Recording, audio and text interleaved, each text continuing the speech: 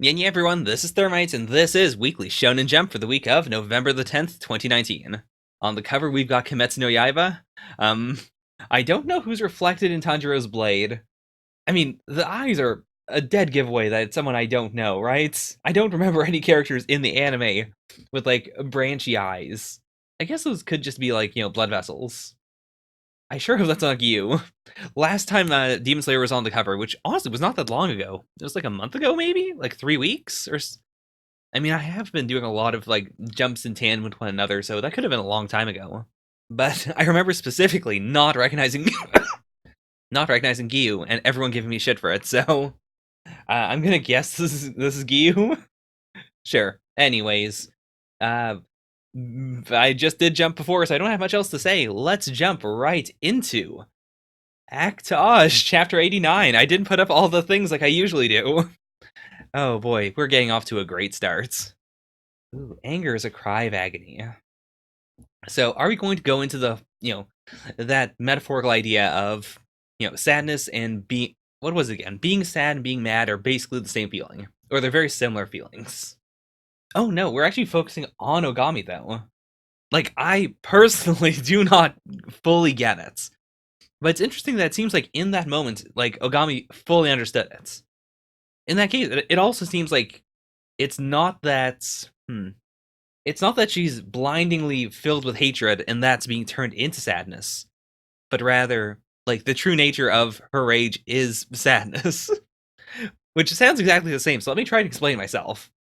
Like, up until this point, I was under the assumption that, she was so unbelievably, like, face-meltingly mad, and as a result of that, like, it would have been very difficult for her to play sad, because she wasn't sad at all, she was just mad, and then trying to convert her pain and frustration into this outpouring of sadness in this moment.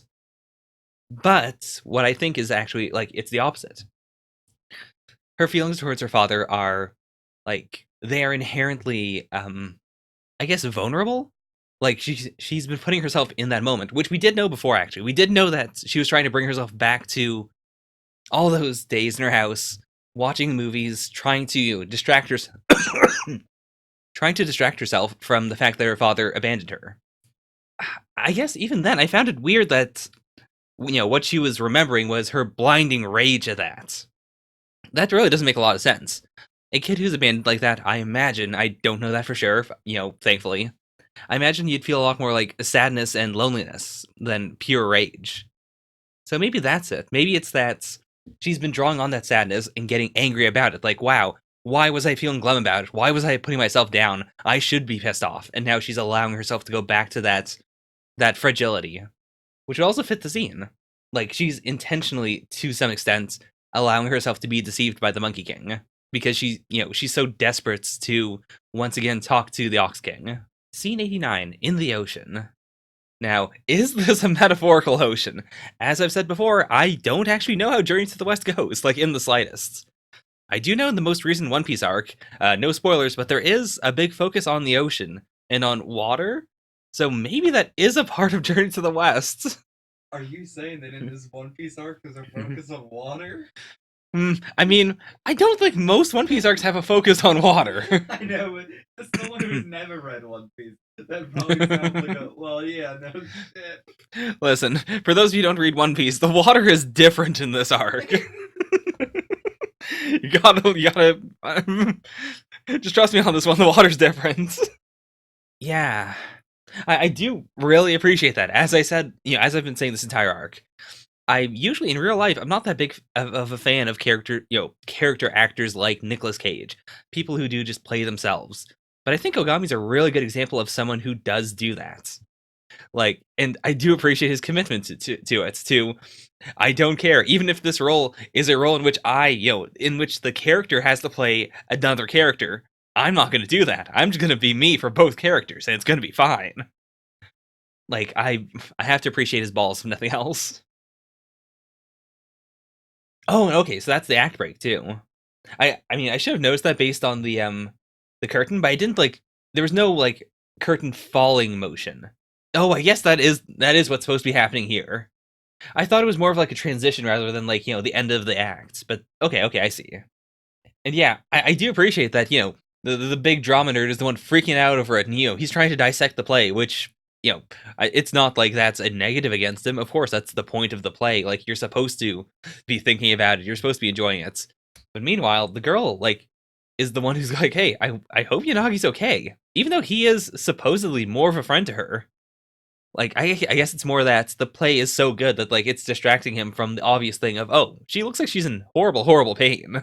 Plus, I really thought that this was going to go a little bit faster, so we would see the B crew also doing the play. Like, if we do this, and it's, how long has it been? It's been like 5 or 6 chapters at this point. If this entire part of the play, like, if this entire play, quote unquote, like, this entire performance is like 10 chapters, then the B-side team, like, has to also, like, maybe not get 10 chapters, but at least like 7 or 8. And in that case, that's going to be like 17 chapters of just play in this, like, not even in this arc, in this series. I don't think even like Galactic Railroad had 17 chapters of them performing. That said, I'm not against it. I'm certainly not against it. Oh wait, she allowed this. I mean, we really don't know a lot about. I don't even remember her name specifically, but the head lady of stars, and that is what makes it really weird. Like, it's not just that she's willing to go against normal Japanese ideology and bring back the guy who cut all ties with her, but this is also putting Chiyoko in great danger. Though, I mean, I could see that being a threat given towards Chiyoko, though. Like, she wanted Chiyoko to give up, to like live with her current existence as a starlet who will have a couple of years in the spotlight and then like burn out when she's 30. So I guess she wins either way. Either she gets this really powerful like talent who's been to Hollywood back, or Chiyoko falls in line. Or the 0.001% chance is that both of them come out of this better than they were before, which I do think is going to be the actual end. A performance so real, she seems possessed. A presence so strong, it threatens to eclipse her own being. I mean, we haven't really focused on this since the very start of the arc, but the start of the arc had this, like, heavy focus on the idea of, like, priestesses, and the idea that the original performances were, like, not people who were pretending to be something else, but rather people who believed that they were possessed, people who were trying to actually embody the divine, or embody different spirits. And in doing so, like, they were not the first actors, but like, they were taking on the first crude form of method acting. So I wonder if we are going to go back to that, like, not in the sense that Yanagi's really going to be possessed, but like, could she fall to madness? A lot of the series has been focused around that idea of, like, she might legitimately just go insane. Like, she's not mentally stable. That's why she's able to do this. Are we going to like tip back into that? Because it's been quite a while since we've really brought that up as a real problem. I mean, I guess technically brought it up during the school arc, but even then, the school arc was more. It was more of a positive thing. It was saying more like, "Hey, let's root her. Let's give her something to come back to. Let's give her something that makes her feel normal, so she doesn't, completely lose her head when she's hanging out with Hollywood types." But we haven't really gotten back to this. And in this performance, where like she is legitimately playing a god, I could see them, if not bringing it up during the play itself, maybe bringing it up afterwards. They might have a cooldown in which they check to see, like, hey, are you okay? Like, how do you feel? Do you need some rest? Do you need to retire for a little bit? Yeah, fair. Real fair. Jesus Christ. What part of she's already right on the edge, you should stay outside, did you not understand? I mean, this is a classic shonen thing of, your past self or your inner self talking to you. But we've never really seen it in Actage. And that's interesting in its own way, because, like, I don't know, we've never really had Kay talking to herself. She's been more or less, like, pretty stable in terms of, like, how she perceives herself. She usually considers herself as just, like, I am me right now, to the detriment of anyone else who looks at her and goes like, hey, why are you throwing rocks at someone? Why are you, acting like a complete lunatic? This is, I think, the first time we've ever seen her, like, visualizing a different form of herself. In this case, her high school self, her abandoned self. Yeah, so it is, like, legitimately a dialogue between the two of them, quote unquote. I bet Mom feels it too. I'm so angry. I'm so angry. Um, okay, that's Not quite what I expected. I was expecting a slap. That's honestly extremely reasonable. Also, I guess in that shot, like, she looks very adult, which I mean, part of that is just the makeup, and I assume she's wearing heels because she's usually not that tall. I think that is meant to be a deliberate contrast to the like the middle, like I guess middle school self that she was just talking to. Like, she has grown past it. She is an actress. She's the one in control. Okay, so I mean, it seems like they're hinting at a more cast-focused chapter next time, which I would really like because we really, I mean, first of all, I don't know what any of them are. Again, I don't know the source material, but most of the play has been built up as basically like it's a two-on-two fight. Like, it's Princess Iron Fan and it is the Monkey King, and that's really it. And like we have, this the A cast and the B cast, but most of the focus has just been on those two in each play, and the side cast has just been like, oh yeah, they're there as well. So what are they going to do? Like, I'm curious to see whether it's going to be like, does the Monkey King run off and then like talk to all these different people and get like, interesting things or something? Like, does he come up with a different plan in order to steal the Iron Fan, or do we get a scene in which she's the one interacting with them? Because I mean, I guess that would only work if they're terrified of her. Because otherwise, I don't really know what else you could do with her in the original version of the play, like in the version where she is the villainess. In this new version, the improv version they're working on right now, in which she is the hero, I could see them having more of a role. Like, they could try to make her more sympathetic, I guess. But I think that's also way too much improv for a very like tightly scripted play, like a play that is an adaptation of a book. The things they've done thus far, like tiny little changes, changes in direction and in like like movements, those have all made sense. But they can't really diverge that much without it's breaking the whole point of it. Like, I've seen like multiple really good Shakespeare adaptations, but back when I was in high school, and I could get those sweet student discounts. But like, you can only push like interesting directions so far before it just becomes not the thing you want to watch. So they can't go that far. Anyways, that's Actage. As always, I am deeply fascinated by everything happening at all times. It's going right in the middle, by which I mean it is the only thing here. And let's see how that goes. Like, it was a good chapter, but I don't think it was an like explosively standout chapter. It was very unique in one or two ways. Both the visualization of I keep on trying to say high school, but I guess she is like middle school aged K. And then just I guess the fact that we are like, this is the end of Act 1. It's interesting, but it's not like a explosively standout chapter. So we'll see how it ranks next to everything else. Next is Black Clover, chapter 228. I really should just bring up everything right now. Like, that's what I usually do. I just kind of forgot to do it this time around. Okay, there we are. Good. Page 228, Arcane Stage Mages. I mean, it is true. He is the damsel in distress way too often. Which I do appreciate, by the way. Like, it's the... It's the opposite of the classic, to use another One Piece reference, the Luffy being stuck in a wall. Like, it's the Asta gets stolen by the main characters, or the main villains, so that the plot can be exposited to him real quickly. I really appreciate it. Like, it is for Black Clover, for a series that is so efficient with its storytelling. I appreciate that they're able to repeatedly do that. To just say like, okay, the main character needs to know what's up, so we're going to take the main character, and we're going to take him to the people who know what's up. And they do it over and over again, and every single time, I'm always scared for him. I never think of it. I guess because Black Clover is relatively short. It's only on chapter 228. They've done it few enough times at this point that I haven't gotten used to it. Oh boy. Yeah, she looks so unbelievably different. I think a big part of that is that her hair is done up. Like, it looks almost like she's blonde because all you can see is her veil? Yeah, it's a veil. Also, are they not hiding her? Like, is the fact that one of the four great elemental spirits is like one of her gals? Is that just a thing they kind of show off all the time? Your nose is bleeding, but you're cute. Oh, and she's stopping her nosebleed with like floating water. That's actually pretty cool. Like I'm glad that they're not using just like glowy magic to heal it. That is actually like it's more fantasy-esque to have it be like more of a hassle. Okay, even a stage 0 mage can't kill a devil.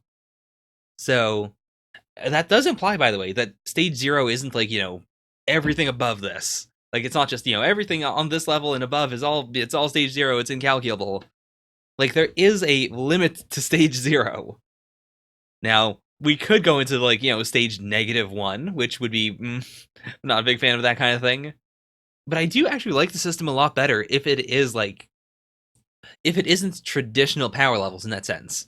If they just straight up know, like, yeah, there is like something way more powerful than that, but it doesn't matter because this is the limit of what stage 0 means. Okay, that's actually really interesting. Like, in exchange for giving up the divine protection of natural mana, the Clover Kingdom has created types of magic that are not natural, such as chain and steel and the eccentric spatial magic. Like, I have said since the start of the series that I don't understand what Black Clover's magic system is about. And I'm really glad that we haven't had as far as I know, we haven't had like a data book or something that's just like, okay, here's how it all works. Like I know Naruto did that, but even before then, like Naruto focused a lot more on like, here's how the system works just in the series itself. I'm really glad Black Clover, by not doing it in the series and not doing it in various like extraneous data books, is intentionally making its own system of magic mysterious. Because I do think like magic that is not mysterious is not magic. It's just a weird sort of science that can do anything. So okay, so I guess that means by contrast that the Heart Kingdom can only use like natural magic. Like their magic can only be connected to things that are completely natural. Like they come of the earth slash they can be created without human intervention. I mean, even then, like I guess steel can't be created without human intervention. Metal can, but steel specifically can't. Wait, his dark magic? Or, I mean, to be fair, we don't really know that much about dark magic, but I feel like dark, like in terms of just an element, like dark is natural. Dark is extremely natural, right? Unless what they're saying is like, because we do know dark magic can also like affect space time and weird stuff like that. Are they saying that that's unnatural? Like it's a violation of natural law? Oh yeah, also that is supposed to be like, yeah, no one's supposed to know about that. How does she know about it? Ah, people with inexplicable powers such as yours are known as arcane stage. So it's not even a number, it's just arcane. Which I do think is also interesting, because like, yeah, it isn't power levels. Like, Nero and Asta are both arcane stage. Even though they are completely and utterly different people with different abilities, like you can't really compare them. How? How is I mean it's a classic running gag. It's shonen humor. But how do they have the uncanny ability to always call him when he's taking a poop? That's the true magic. That is the true magic of Black Clover. This might be the biggest dump of the century. Yeah. That's also the thing, like, I don't think the series is gonna escalate that wildly. Like, it does seem like anytime like a devil-like situation happens, it's going to be, the ultimate big guns bring everyone in. Like it's gonna be, top of the line real bad. But the main focus of the series has been, teamwork as opposed to raw power. So I don't think everyone has to escalate that much. It's more that just they need to know more about devils in general. Like if they know of a specific weakness or of a variety of weaknesses, they can just improve their teamwork slash come up with certain scenarios that will be not scenarios. What am I trying to say? Like battle plans essentially that they can use to more efficiently take down demons. Wait, yeah, he fought you. I guess the big question then is like, are Spade and Diamond allied, or like could Diamond potentially like even not be an ally, but could they, by virtue of not being allied with the Spade Kingdom, could they be an asset? That would be interesting. Because, like, clearly Heart Kingdom on our side, Diamond Kingdom not good, but not necessarily pure evil. Spade Kingdom seems to be, the big bad for the next big arc. Ooh, we have half a year. So we could just have like straight up like, half a year time skip then. Yeah, in 6 months, fight alongside us. So I guess we're just doing it. We're just gonna do a time skip. Or maybe not, maybe not. I'm so used to shonen series just saying like, okay, we're gonna do this in X years or X months, and they just do it. But to be fair, most series that do that do show like some of what happens during the time skip. It's not like just a massive jump with nothing. So I'd be into it if we had like a short arc, like a mini arc of just here's what they do, or here's our introduction. Oh yeah, because she just said my 5-stage Zero Guardians will make you stronger. There's no way we're gonna dump them in like during the big fight in 6 months. Like there has to be an arc of learning who they are and what their weird jokey quirks are and all that good stuff. Oh boy, those. I mean, are these our main boys? I guess so. I guess so. And there's nothing. Yeah, sure, fair. Honestly, Zora's probably the weirdest one in here because like we know everything about Zora, whereas everyone else has something mysterious about them, or like they are potentially cursed. Potentially, in terms of Charmy, she just has the weird dwarf thingy going on. Zora doesn't really have anything like that going on, though. Like, we know his deal. And we are saying 6 months later, so never mind. We are just doing the big old time skip. I mean, even then, I think in that case, we're probably going to have a mini arc.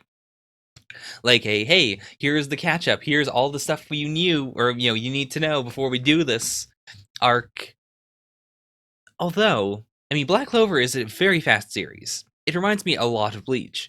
And Bleach, when it would do a thing like this, it would always just, it wouldn't tell you anything that happened in the last 6 months, so that then, in the middle of fights, people could bring out like crazy new abilities and say, I learned this during the last time skip. So, I mean, Black Clover hasn't really done that yet, because Black Clover hasn't really done big time skips as of late. Like, it's been able to more or less just bring in new characters and have new characters do brand new things we haven't seen before by virtue of them being new characters. So I guess this could be the first time they decide to go full Bleach, which in its own way is, it is new and different. Most of the people who read Black Clover, most of the newer Shonen Jump readers probably haven't even read Bleach, so it would feel totally new. And I adore Bleach, so I would be very much into that. I mean, I didn't really talk about it that much, but the shot of looking over the Clover Kingdom is absolutely phenomenal. I really wish he could be the Wizard King. I really do. Like, I like Asta. I want him to fulfill his dream, but I don't think he'd be a good king. Like, he seems like he would be an awful king, whereas is like he's so regal and he's so smart and like he's the boy you want to take home to mama. Asta's the boy that you wanna. I don't know. I don't think you want to do anything with Asta.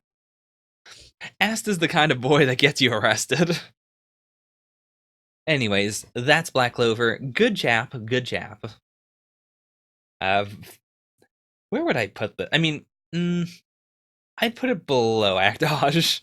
It wasn't that great. It was a fun chapter. It was interesting in its own rights, but it was very much like, now that I've seen the final page, it definitely feels in hindsight more like a, here's all the setup chapter. It's not really a chapter that gets things done. It's more of a, all right, so here's what you have to look forward to in the next couple of volumes. Which is fine in its own right, but it's not the kind of thing I read a series ever for. I read a series for the things that are happening, not the promise of what might happen. Anyways, that is Black Clover. Next is We Never Learn, chapter 135. I'm really getting squeaky today. That's, Anyways, sometimes they choose X in the presence of ogres. So naturally, this is the Setsubun Festival, which I believe is the festival in which you throw rice in order to make ogres/oni leave your house. Ah, yes. Also, is it nuts? I thought it was rice. Yes, why? Actually, why? I mean, I've seen Urusei Yatsura. I understand the look, the Oni look, but why is she wearing this? It's real weird. It would be sad to waste a homemade costume my grandmother sewed for me. Oh, I mean, no.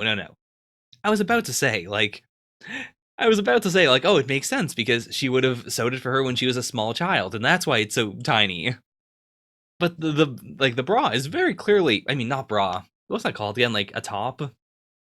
The top is very clearly meant for her current chest. Like you wouldn't make that for a small child.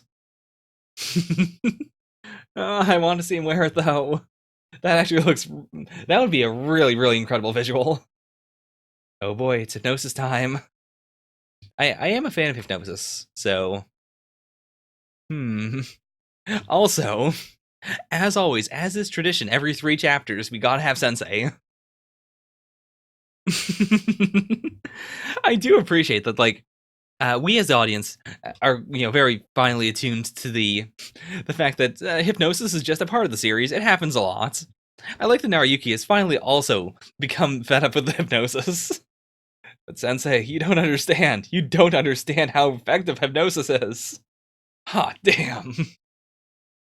She's been totally hypnotized. That is, I mean, also good to know. Extremely good to know that she can walk in on someone swinging a pendant once while saying a word and she'll immediately be hypnotized. God, that's also extremely moe. I am a big fan of the, snuggling up against someone forcibly. I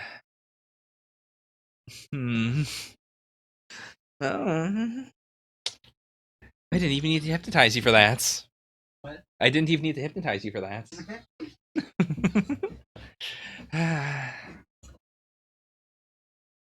Wait, okay. So, focus on my voice. Out with the ogres, in with the luck. Oh my god. Okay, that's actually a good pun. So, out with, outfit, the ogre, outfit, the ogre. I mean, it's not perfect, but I'll give the translator props. That's decent enough. It wasn't so forced that I thought it was weird at the start of the chapter. And she is an adult, so she can fill out the big boob area.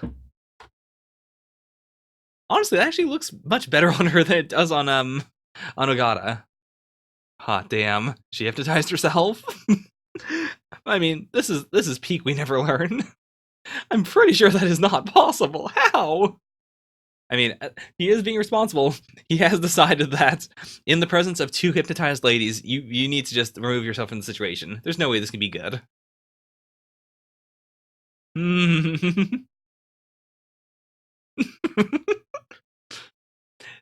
This is heading very, very quickly into Dojin territory. Like, if no one makes a Dojin of this, I don't really want to read a Dojin of it for, like, actual FAP value, but I need the actual concept of it to be in a Dojin. This is a good combination of ogre cosplay, plus self-hypnosis, plus hypnotizing the guy, plus pamper rape? Forced pampering? Forced pampering sounds wrong. That sounds like something different. Why, one might call this level of pampering an abomination. The power of sitting on someone's lap. Truly the most lewd move you can make. Oh yeah, they are just in her udon shop, so probably not a good idea. I mean, how do you wiggle out of this? Oh, actually, could you just throw peanuts at them? Like, if the whole thing is you throw peanuts at the ogres to make them leave, could he just throw peanuts at them? Nuts! Why am I so overly well prepared? This feels like a good reaction image. I'm gonna have to use that someday. Oh, I didn't. I did. I was so focused on the idea of him throwing something, I forgot that he said the word nuts. Does that work? Can you just say nuts? Also, that also feels like extreme Dojin material. Though I guess that's actually the opposite. Like, he can't pull down his pants without driving out the ogres. So I guess this is actually the least Dojin material chapter if we never learn. Peanuts are technically legumes. I mean, will this work? I assume so, right? I can't think of another zigzag for this. Oh no, it's Daddy. Daddy's back. Oh boy, what's this pose? Oh, okay. We actually did the reverse, like, lewd reveal of he got hit in the head with the boob, but then they both immediately attempted to, get out. I mean, I'm usually not a big fan of the cock block, but it's the reverse vaginal block, which is a newer, more unique move in the in the what's the term for this? The harem space, the harem genre, the world of harem. Sometimes it's fun to go a little ogre board with you. I mean, who can tell? We have been getting into this, this weird realm of, does she know what she's doing? I can fully understand. I mean, I feel like she didn't. I 100% believe she didn't, actually. She's been hypnotized so many times already. Like, there's no way she was faking it this time. Whereas Sensei is very clearly, like, out of it. Which means that, yes, she is completely capable of being hypnotized if she sees a pendulum move once and she hears someone say a word. Well, overall, this was a Dojin material chapter for sure. With the weird caveat of the nuts thing. The nuts thing is extreme not Dojin material, but apart from that, it all works. And the peanuts look a little like used condoms there, though that might just be like the situation. I mean, on closer inspection, they just look like nuts. It'll be fine. It looks fine. Overall, probably my favorite thing I've read thus far. I mean, my taste in comedy is awful. It really is. I can't defend this. I needed this. I've been at work for like 10 hours straight. So, anyways, that was We Never Learn. Next is Mitama Security Spirit Busters Chapter 12. The Securate School for Gifted Children. Secure House. Is that a pun? I don't think that's a pun. It's just... I don't think it is. It's just Secure House.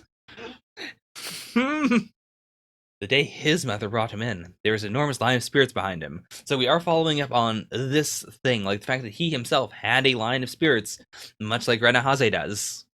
I mean, how? Actually, how?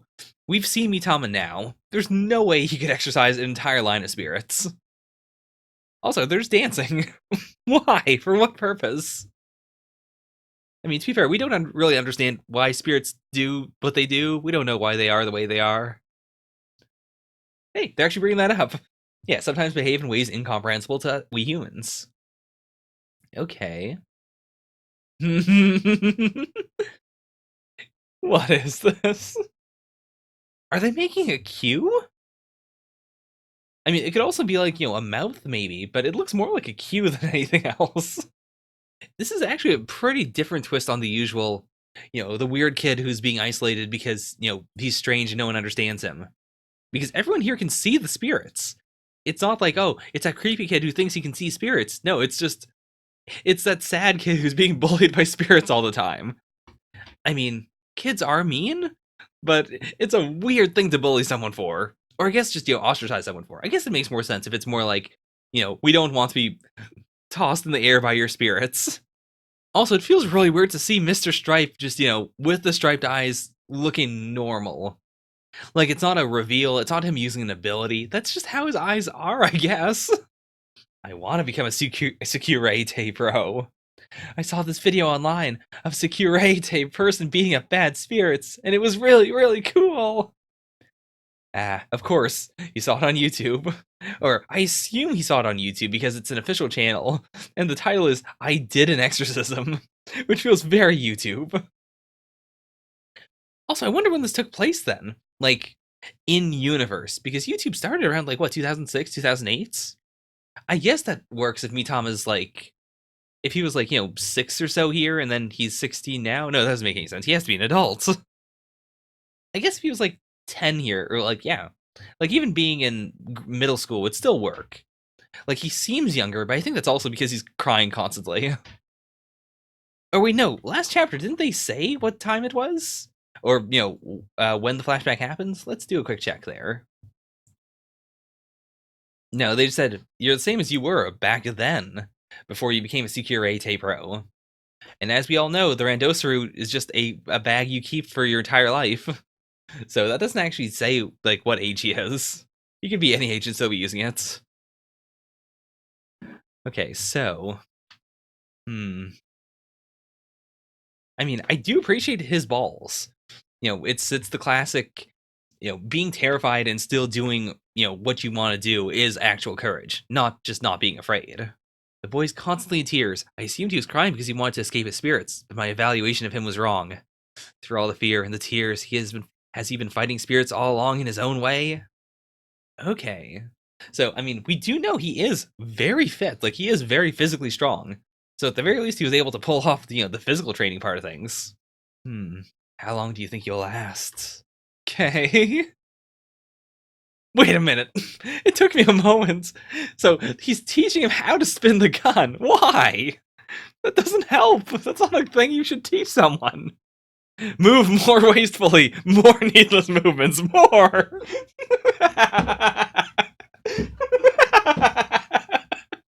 Why? I mean, these are also wild, but I can understand it. I can understand the need to bounce 2 basketballs at once. Or chop a cabbage. Sure, those are just life lessons. Wait, why are we focusing so much on the basketball, though? Joe, all of your efforts were in preparation for this day. Don't worry, if anyone can win this thing, it's you. When did this become Kuroko's basketball? What is happening? Okay, make it. Make it. Oh my gosh, he actually made it. You pass. You are now a fine basketball man. And so, after about 4 close calls with death, an awakening, getting a mysterious chest scar. Wait, we're just skipping over that? Why do we focus so much on the basketball? Yeah, he really rushed the ending. We still don't understand the scar either. This didn't explain anything. What was this? Oh my god. You listen to me, Joe. You must not play dodgeball with spirits. Is he just gonna say you have to play basketball? Is that what this is? Why? Mr. Stripe, why?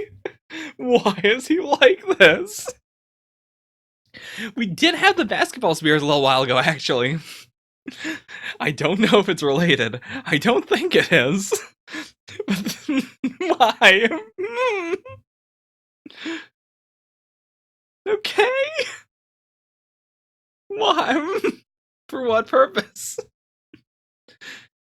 Also, very rare, I guess this isn't a normal reaction shot, but you know, it's the head, you know, like slapped over the panel thing that that Rena constantly does, the bo pose. I think that's not the first time we've seen Mitama do it, but it's a rare image. Also, very wholesome Mitama. I could see this being edited into like a thumbnail or something. Now I'm actually kind of curious about Security. No, Security? Or is it Security TV?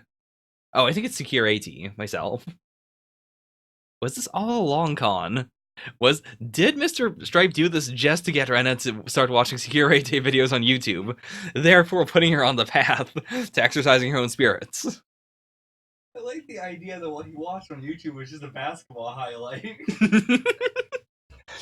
Like just an enemy team called the Spirits or something. I exercise the spirits. It's very possible. Also, that does explain why his spirit ball is bouncy. Yeah. It's just because he's been going through basketball training.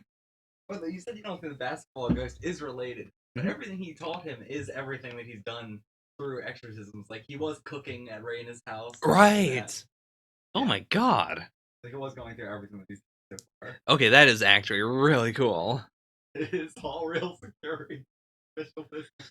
You Mr. Miyagi'd him. Ha, dang.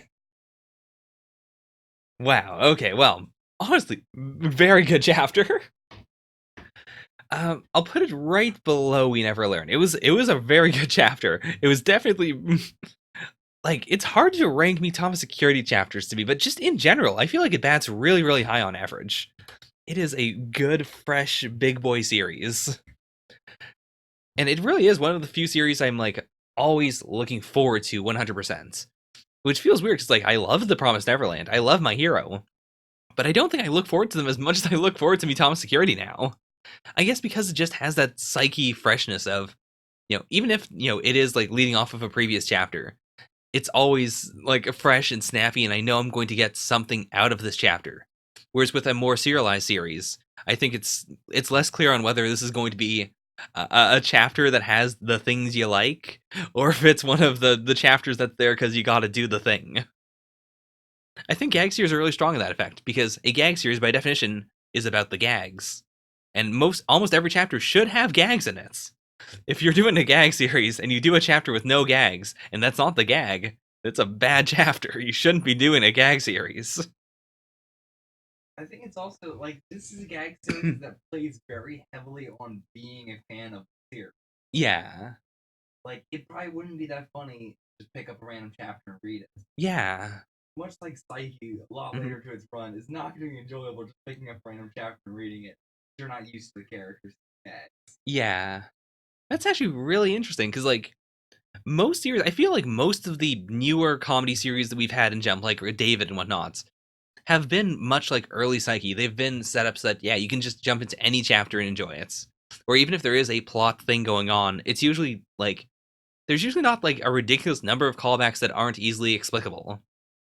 Just because they want to make sure that, yeah, anyone can jump in and read it, because apparently, from what the Show and Jump podcast and just general Reddit has taught me, Jump just kind of likes having a comedy series in there. Like, just, just to have it around. It's tradition. And I think a lot of comedy series fall into that thing of like, oh, well, it's tradition. People are just going to pick it up. We shouldn't count on having fans. We should just try and be Kochikame. Let's hope we can be, fill the slot of they need to have us around. They won't cancel us because they don't want to, as opposed to they won't cancel us because we're good. I feel like Mitama is trying to be a series that will not be canceled because it's good, which is a big move for a comedy series. Anyways, that's Mitama Security. Next is Chainsaw Man, Chapter 46. Massacre Melody. Very calm, like, not super interesting image of, oh boy, Reize.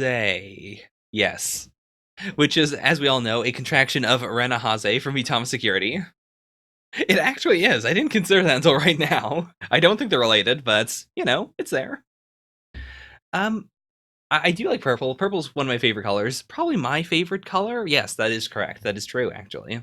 Did you say you don't think they're related? You never know.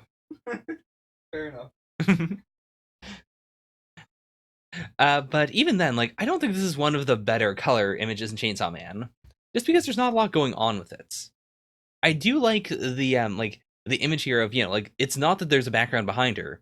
It looks like she's standing in front of a painting. That's kind of neat, but, just by itself, that's not that interesting. So, what is this Massacre Melody? Is it the sound of a chainsaw? Is it the sound of a bomb? Is it both? Is it neither? Oh boy, I mean, it feels like these two are going to get slaughtered, but you never know. You never know. Okay. We grew mold in her heart and intestines. Okay, that's actually a really good opening move. Yeah, even if she regenerates by drinking blood, it won't get rid of the molds.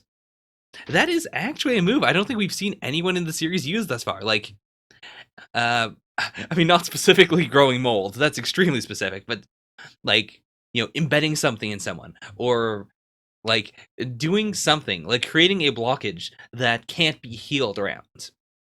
Like, the problem with most characters in fiction that have regeneration is, like, if the regeneration is powerful enough, if you poison them, they can just, like, get rid of their blood. If you, like, infect them, they can just cut off whatever's infected. But something that's just, a physical thing that they can't tear out of themselves, like something like molds, that's an interesting counter. I feel like her counter would just be exploding, right? Can you put a mold in her brain?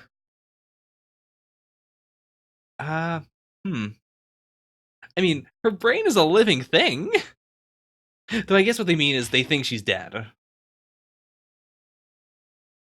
What in the world is that move?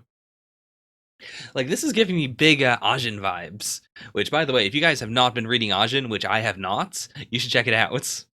I've read the first like 30 chapters up to the chapter called Call of Duty, and it is really fantastic. Like I really love all of the like the uses for like Ajin has a lot of like immortal slash super regenerative characters, and they focus a lot on like the cool crazy things you can do if you can regenerate.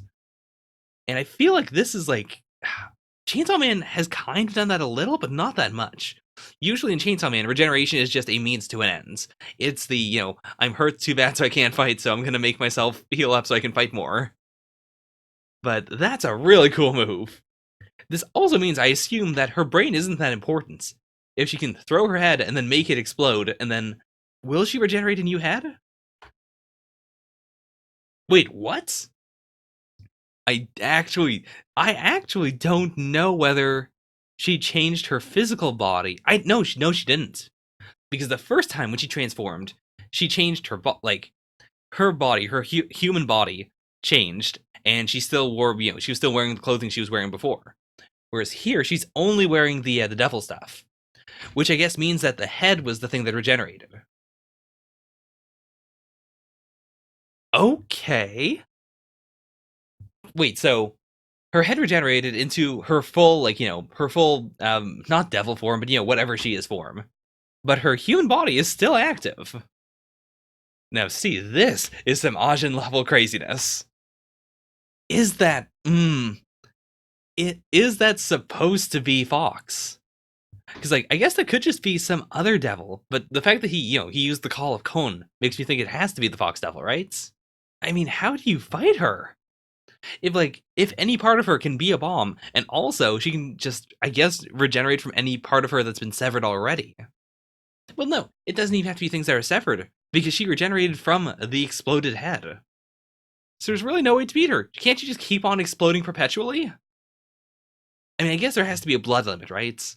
Like, all devils need blood, so at some point she's gonna have to drink some blood.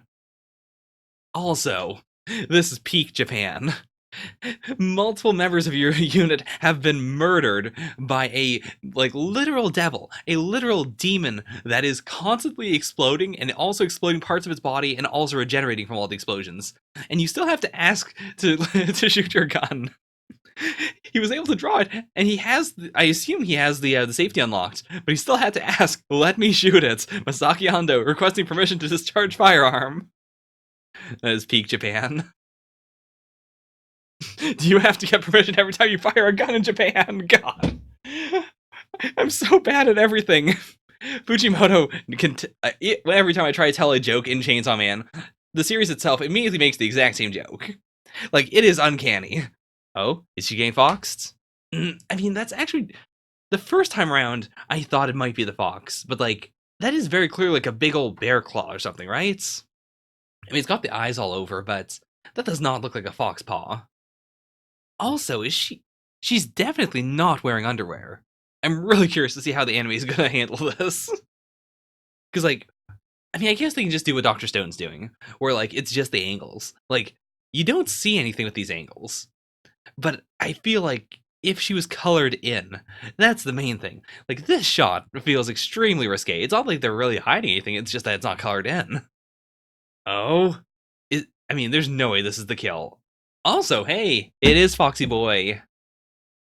I hate this taste, I'm leaving. Is she still there? I mean, I assume this implies that they're just gonna die. My immediate thought was actually is he saying is he saying boss as in she's the boss? But no, I'm pretty sure they're going to die and they're having their last words. Oh right, Future's still in his eye. I forgot about that. Also, I do think most of Chainsaw Man is very, very striking. It works so well in black and white because of the use of a shadow and the use of lighting and whatnot. But I do think this shot specifically would work really, really well in anime. Because I think she would be mostly monochrome. So the monochrome body against pure black and then just these two severed heads. It's a cool shot by itself, but I don't think it's missing something. I think it could use a little more shading or something. Well, I mean, This might be the first, not the first time. We did see Aki fighting the the remnants of the Gun Devil Brigade, but is this going to be like a legit Aki fight now? I mean, Angel seems to be preoccupied with just feeding his blood to the two fiends. I feel like he's the only one who can really do anything at this point, right? Also, she didn't blow up Fox, which like last time Katana killed Fox, quote unquote, like he like took his katana and like sliced into Fox's head. So first of all, that confirms that Fox didn't die. Slash maybe there's more than one, but I don't know. I feel like it feels like that was the same Fox. Like he was summoned by Saint Kon. I feel like that's a shorthand for like, yeah, that's the Fox. But I guess secondarily, like Katana had to kill Fox to get out of it, whereas Bomb just sort of was still there. She didn't blow up his head or anything. He's kind of skedaddled, and then she was still there. It's like, what was up with that? Overall, decent chapter. Like, I'd say it's kind of middle of the road. It was like the action was very good, but it wasn't like top tier Chainsaw Man action. It was just good Chainsaw Man action. I'll slip it in below Actage. That seems right. Next is Dr. Stone, chapter 129. So we've got the two crews both charging at the ship. Of course, they're not like in any danger of being sniped or anything because everyone on the ship, they don't have firearms or anything. They might have rocks, which would be a big danger. But assuming they don't have rocks, I mean, how is this gonna go down though? There's only so long you can really distract that many people when there's only a handful of them, and also that is, as far as we know, literally everyone who is on the island, like all the islanders. It's going to be kind of a hard fight. There is always the possibility that the two captives might break out, but then that adds a new like wrinkle of, well, what are they going to do? Apart from that, I really can't think of anything else that would really like pacify everyone on the ship for a long amount of time. And it doesn't have to be that long in real world time, but it's got to be a bit, right? It's got to be enough for Senku's group to like do whatever they're doing with the former chief, and then either come over here or otherwise prepare themselves to get stoned. Yeah, it's just a measly 9 of us against hundreds of hardened enemies. Here we go. It's the Akazaya 9 versus a bunch of people on a boat. It is essentially just the One Piece arc right now. Dr. Stone, Z equals 129, Joker. Oh boy, it's Joker. It is the #1 R-rated movie in the world. Like Mag was about to say. I mean, of all these people, Magma is #1, the most likely to say the N-word. I mean, his mouth is very wide open. I can see it happening right now. This is also just a good 2-page spread. Like, it's not one of my favorites. In general, I tend to prefer the 2-page spreads that are either like more out there, like the color space one we had a while back, or the ones that are like showing off a big physical thing. I mean, I guess this is a big physical thing. But I don't know. Something about this isn't quite tickling my britches. I'm glad it's not. I think this looks better. I do agree with that. Like, it would... because there's so much going on, and because Boichi is actually very good when it comes to, like, creating a sense of three-dimensionality without a ridiculous amount of shading, like, none of these characters are that shaded at all, but I can still tell where all of them are in three-dimensional space. Because of that, I think his black and white tends to pop really well in a way where, in other series, I tend to want scenes like this to be in color because I want to just know what's going on, or want to know what's going on more easily. I don't think Boichi really needs that, and I honestly think some of his color images are harder to look at than his black and whites. Like, especially the ones where he goes all plasticky on them. Like, there's actually too much, like, going on. I get distracted by the textures and the shininess of certain people. But yeah, this is great. And it's so lively is the thing. Like, there's so much energy bursting out of all of them. Yeah, I did. Gosh. Oh, and Yo, like, is Yo drowning? Or at the very least, he's treading water. He's kind of left him behind. Oh, Oh, I love this. Game's the only one that's not even like charging ahead. It's just being launched. And of course, of the Islanders, we don't have anyone actually showing, like, we don't have any characters that we could recognize. Not even, the random suitors or anything. It's just the generic ones. It's just what's the name of the guy from, the Gorillas that looks like these guys? Murdoch, yes. Murdoch, who, if you played the ARG for the most recent Gorillaz album, the one in which you were able to go to the Gorillaz Facebook page and then go into the chat and talk to Murdoch, you would know that Murdoch died drowning in shit. I had a way to transition this into Dr. Stone, but I don't remember. Shit. Shonen humor. Grown weed. Anyways. I really thought I had something there, but it kind of fizzled out, so let's move on. After all this, after you guys were so serious about the gravity of reinventing the gun, while sticking to the ideals of not taking lives, nope. I mean, yeah, that's magma. That's magma for you. Also, he is firing it. Like, they don't have an infinite amount of ammo. I hope he's shooting at people. Oh, you can count how many times he fired his gun. Oh, really? Yeah. I mean, that is a very Inagaki thing to do. So, I can't remember it off the top of my head. Okay, sure. We have at least 3 here. So we've got the sails. Thanks, we're gonna have to fix that. We got a barrel. Though at least it seems like he was aiming vaguely at Ibarra, so fair enough, sure. These are... what are these? Whatever they are, they're making a lot of reverberating noise. Oh, maybe those are like air holes for the lower decks, perhaps? Or the other way around. They might be there so that if they're doing stuff like in the below decks, they can vent out the smoke. Perhaps. There might be an actual reason for it. Oh, it might be a PA system, actually. Like, a low-tech one where there's just a tube and you yell into the tube.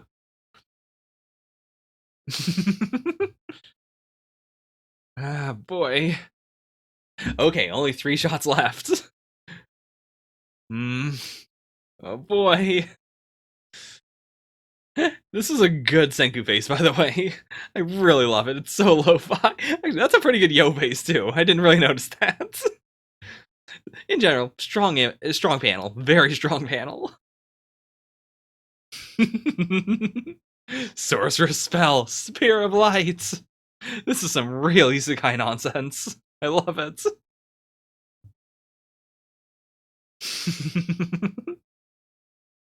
Oh? Who's on this boat? Oh boy! Oh boy! And classic yo move, immediately missing. I mean, it's fair. He is actually very, very fast. Like, I imagine this is some, like, I imagine it's about as terrifying as watching Tsukasa, like, grabbing a crossbow bolt out of the air and then throwing it away. By the way, I thought he shot there too. I think that's supposed to be Mo's jump. Like, I think that's supposed to be the effect where.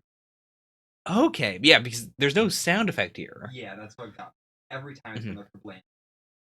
Okay, that would actually make a lot more sense too. I Yeah. Okay. Oh, jeez.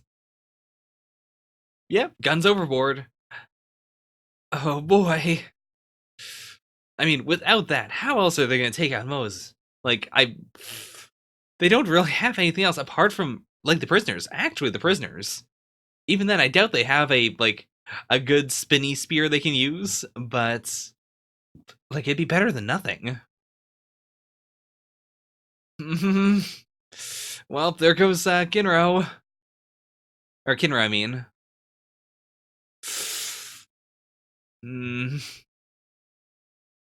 Oh boy. Nope, they're doing it. They are doing it. We backed ourselves right where we need to be, in this exact room. Wait, what? Wait, were they petrified? Yep, they were petrified. But how? Wait, how? They were petrified. Why did you think they weren't petrified? Like, what made you think they weren't? Because I didn't know that the Kingdom of Science had a way to petrify people. No, they were petrified because they were on the boat. Right. I'm so stupid. I forgot about that. I was forgetting a panel where like they went and saw them and they weren't petrified or something. Yeah. So I was like, okay, I guess I'm forgetting something. No, I just did not realize that, yes, they were on the boat and they didn't get thrown off the boat. Yeah. And Yeah. It doesn't matter if they're in a different level. Yeah, like they blasted the entire ship. This is our final Joker card. I mean, Spear Boy is... he's a good candidate for the Joker. Boy, here we go. And I'll entrust... Oh my god, yes, they do have the spear! They even have a spear! I think we did refer to him as their card, and they might have to play. Right. Okay, that was actually very well set up. They don't have a circle of bamboo so you can do the spinny thing, but, I mean, it'll do in a pinch. Oh boy, we got yoga. I'm very concerned for next chapter because, I mean, no one understands Yoga's fighting style, least of all me. I'm very concerned for what this fight's gonna look like. I understand it way more in the anime. The anime actually maybe... Well, yeah, because I also saw that YouTube video of the guy spinning it. Like, I knew... Yeah, like, I know generally what it's supposed to be. It's just the choreography is very rough. Yeah, the manga's not great. But I mean, that's kind of just all the fighting in the manga. Yeah. The anime helped show momentum a lot. Yeah. But it didn't help fights like, Kohaku versus... Well, it did help fights like Kohaku versus Tsukasa. Yeah. Just because it wasn't all a Tasmanian tiger blur. Yeah. Like, they actually had to show cause and effect. Yeah. So with such video game sound effects, I'm surprised they didn't just put a Tasmanian tiger sound effect. That'd be amazing. Okay, strong chapter. Like, not a lot happened, but it was extremely tense. Like, even though I knew that Hyoga was, in play, that they could pull him out, I was still like, what are they going to do? Like, how are they going to get to Hyoga? Is this doable? Also, is Hyoga going to just join the enemy side? Completely possible. I doubt it, though. I do doubt it, because Hyoga was, even if he wasn't completely loyal to Tsukasa, he still generally followed the principles of the Tsukasa Empire, which, as we all know, hates old people. That's really all I'm hoping for. Like, I'm assuming he's going to not be on Ibara's side because he hates old people. Say the line. Okay, boomer. Oh boy.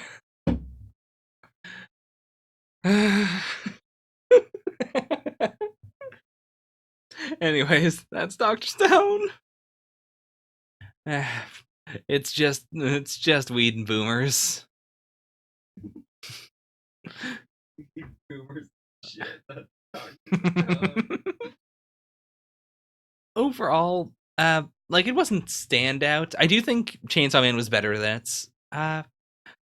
Honestly, I'll put it at the bottom. Like, everything I've read this week has been good. There hasn't been a chapter that I've said is a stinker. It's just, of all of these, I think I enjoyed Dr. Stone the least. Lies. He's putting it at the bottom because he's wrong. I'm also salty. And by the way, Donut was right. He did say that when I realized that he was right, I would be very triggered. And I would know it when I saw it. And I did know it when I saw it. Oh boy. Well, that's Dr. Stone. Next is Dr. Stone Reboot Byakuya. Alright, so... I mean, I'm really hoping we get further than the drop into the ocean. I could see, like, just, from here to them being in the ocean, being this entire chapter, and then chapter 4 being Byakuya going down to save them. But just, like, because it's all stuff we've seen before, I don't want that to be the case. I think it's, honestly, like, it is fine in itself, like, by itself, as its own spin-off thing. But as someone who has read Dr. Stone, I really don't want them to move at that slow of a pace. It comes down to, I guess, like, just execution. anything can be good if it's executed well. Plus, if we're going to like really get into this robot, I'd be into it. Like if we can do something cool with it. Ray's guts are made of 60 smartphone motherboards. So it's a supercomputer, but it's also just a bunch of smartphones parallel processing. Fair enough. It also like that is a bit more realistic in terms of a supercomputer slash a robot that's with them.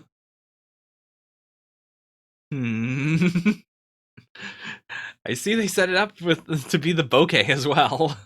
Vitally important. I'm glad this is what's gonna calculate the air pressure as they go down.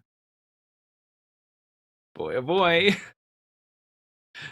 Oh, that's actually really cool. Like, yeah, like the moon, the space station, the escape pod zooming down, and then the desolate worlds.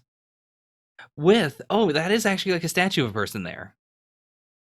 I do like the aesthetic of science. Oh yeah, they did say that last time that the science consultant for the series is not the usual one. It's MS Cool Astro.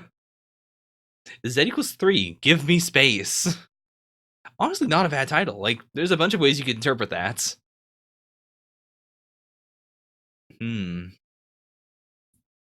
Wait, the entire net's gone down? Oh, right, because they spent a lot of time up there, like, waiting to see if anyone would contact them.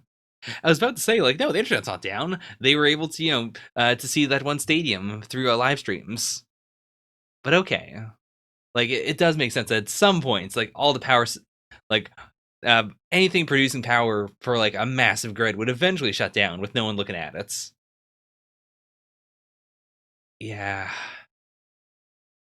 God. The Earth has gone dark. With everyone petrified, nobody in control, thermal power stations are burning down. That is wild to think of. Like, specifically, like, all these lights. The idea that, it's just tons of just infrastructure across the world, all, like, burning down in tandem because no one's looking at it. No one, turned it off. Whereas everything else is turning off just because of the way it is. Like, it will naturally just shut down. That is actually really cool. Like, yeah, it would also make sense. Like, yeah, a satellite's not going to burn down if no one talks to it in 72 hours because why would it? Can they? Like, are these all open, like, not open source, but like, are they all open for just, for pinging? Can you just do that? Oh, okay. So she's taking precious data with her, which again, like, not going to be useful. Like, it really depends.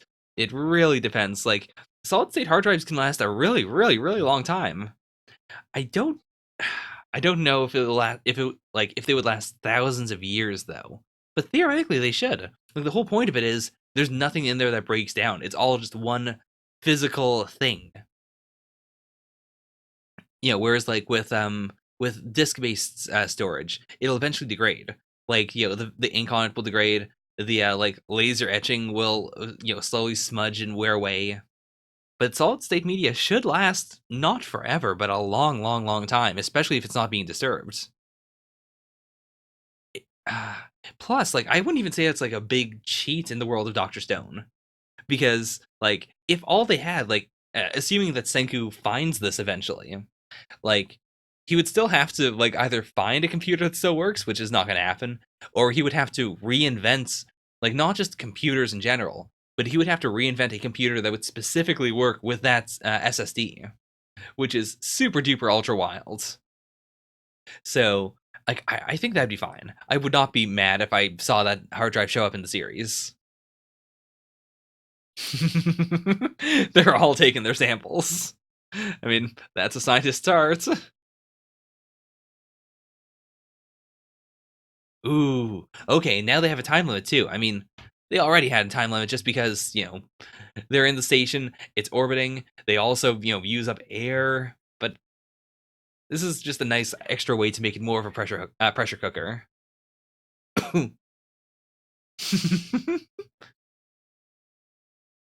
Oh boy. What's he looking at? Oh, but yeah. I mean, 100% they're never going back to space. And to think about astronauts specifically thinking that, oh, it's very possible that humanity as we know it will never come back into space. We might be the last human beings to ever be here. That is wild. That said, I mean, Byakuya of all people knows how much Senku wants to go to space. And I personally, as a reader, 100% believe that we're going to space. And it's not going to be like, a post-series thing. It's not going to be like, hey, here's the epilogue chapter. By the way, Senku got to space. I do genuinely believe that within the series of Dr. Stone, like, we might have a time skip, of course, probably. We had a time skip for the boats. But I do think, like, while the series is still running, Senku will end up in space. And this just really hammers it in. Like, the series has done it, like, every arc. There's been at least one mention of, Senku wanting to go to space, and how, important space is to Senku. And now, like, this is really just hammering it home. Like, I would lose my mind if he doesn't end up in space at some point before the end of the series. Ah,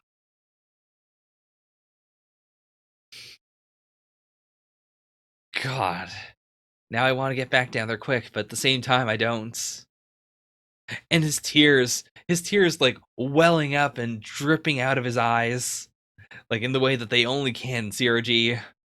Ah, and she's singing it.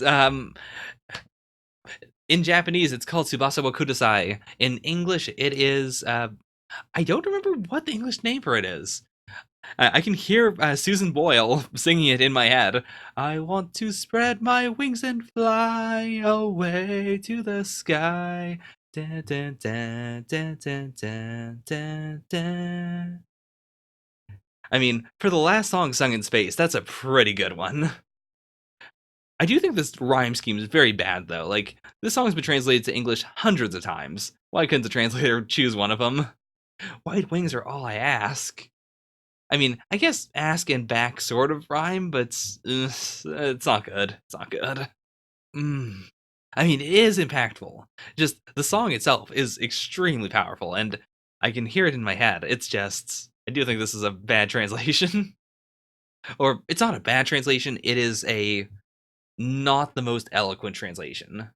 Though I guess, now that I think about it, the translations I'm thinking of might be copyrighted. Like, they might not legally be able to use them without, getting a copyright. Whereas in Japanese, I think the original song's out of copyright in Japan, which is why so many series can use it. All right. I mean, now we know Byakuya said it's in space. Someone's gonna climb up back to space. I know it. Humanity's gonna do it. So they're not leaving with the final note of we're the last people in space. They're leaving with the note of, it's just for now. We're just leaving for a bit, but you hang on, baby, because we'll be right back. And as I predicted, well, actually, I predicted that they would be in the water by the end of the chapter. They're not. They're still in, like, it's re-entry time. So, honestly, the whole series, I don't know how long it's going to go. They could theoretically have the entire series just, end at them on the islands. But I don't think that's the case. Like, I don't know how long I want them to go. But I definitely want them to at least explore the lineages of all the characters. Like, the thing that I think I've seen the most people talk about when it comes to Dr. Stone, quote unquote, plot holes, is the whole, 6 people repopulating all of humanity, which Inigaki has, chalked up to just, we don't know, it can't happen. Sure, like, you don't know, it could. And I do think having a series that really, like, not explores it, but, a series that just goes more in depth with it, like, I think that might help, like, not a lot, but it might show enough just, to answer the normie questions. To just have a thing where the fans of the series can point to it and say, hey, in the spin-off, they explain it. Or there's a diagram. Look at the diagram. It's not going to 100% explain it, but I would like to see that. I want to see the family tree. I want to know exactly how related Kohaku is to Senku, which is 0%, because no one on Space Station was related to Senku, genetically. But I want it in writing. Anyways, that's Dr. Stone Reboots. Wait, Hmm? time for a fun little pop quiz.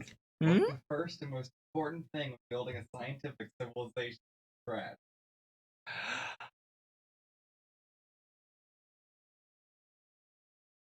Soap? Senku said, Uh-huh. What did Taiju say? Smartphones. What did we see in this chapter? Smartphones. Without smartphones, Oh smartphones my literally were the first and most god. important thing when building a scientific civilization from scratch. Oh my god. Taiju was right. Taiju was right.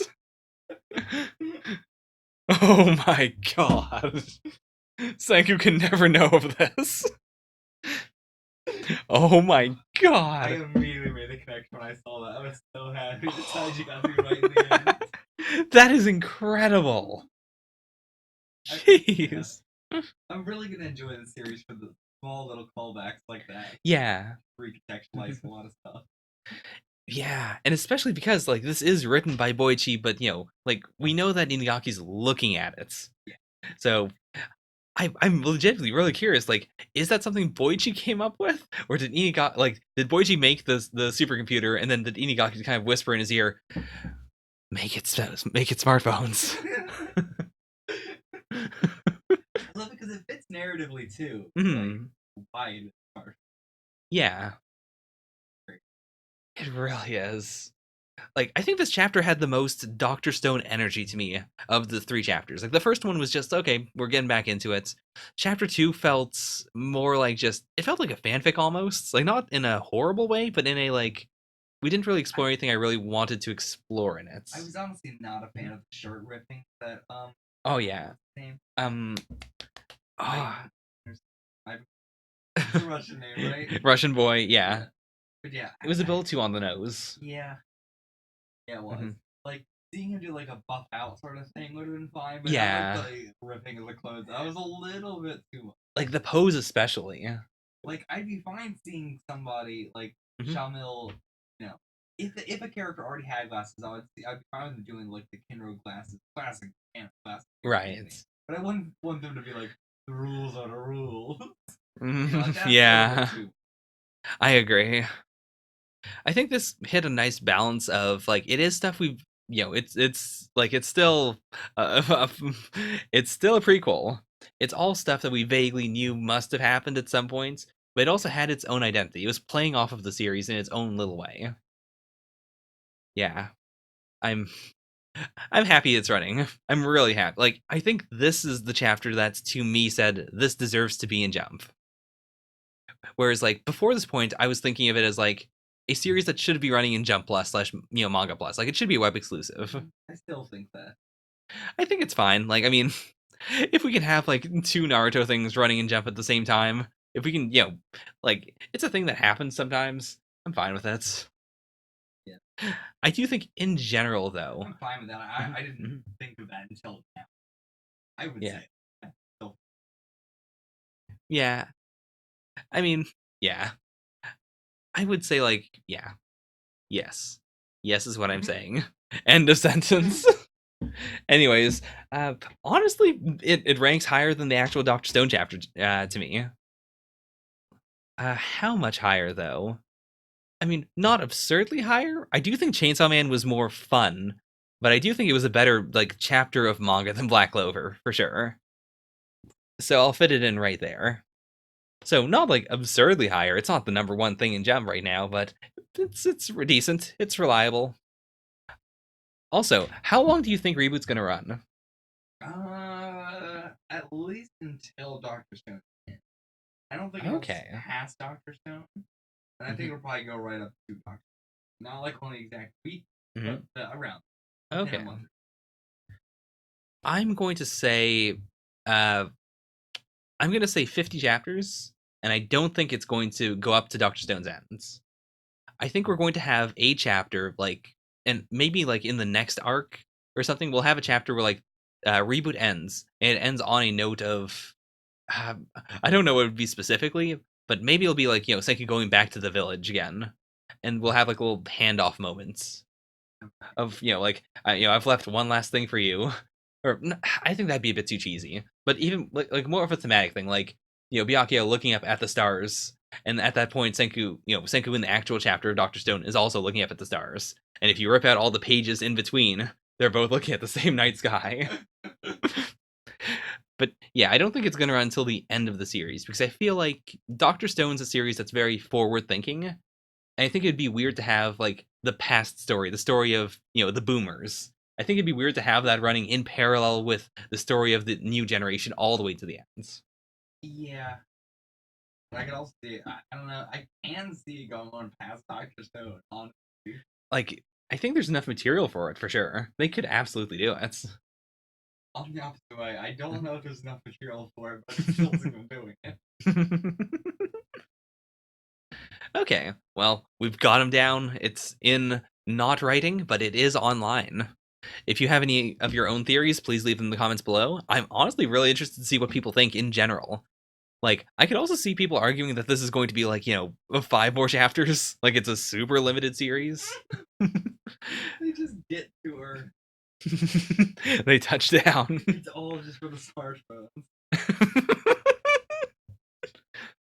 They touch down, they get to the islands, and we flash forward right to Byakuya's death again. Dr. Stone rebuilding civilization from start with a smartphone. Oh no. Anyways, that is Reboots. Next is The Promised Neverland, chapter 157. By the way, yes, we don't have One Piece this week, right? No. Okay, good. I mean, we already talked about it. I just wanted to make 100% sure. Oh boy, what's happening here?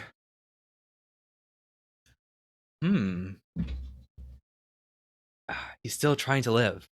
Yes, that is life, and what it means to hunt life.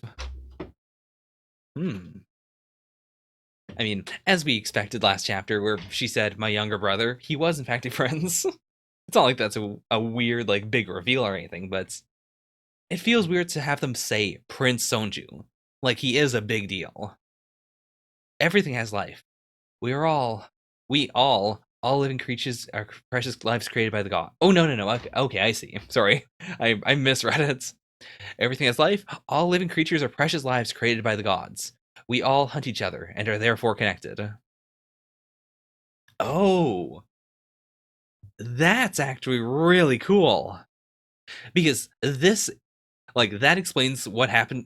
No, not completely, but it's a hint at what happened with Queen Legravlama. Like, she was eating because she wanted to consume. Like, she just thought of it as, eating, of, this is mine. I want this. But it is fundamentally borrowing. Demons just borrow what they're eating. And now she's rejected it all. Either she's been forced to give it all up, or like it could be an egocentric thing of she's pushed it all out, and now all that's left is just her and nothing else. God, that's so cool. This is the way for us to prosper for eternity. As the son of the king, never forget that. Even if you don't become king, use that knowledge to protect and support the king. And we're seeing, oh boy.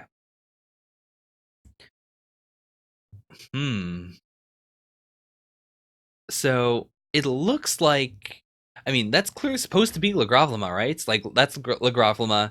That's the that's her father, like the king that she ended up dethroning.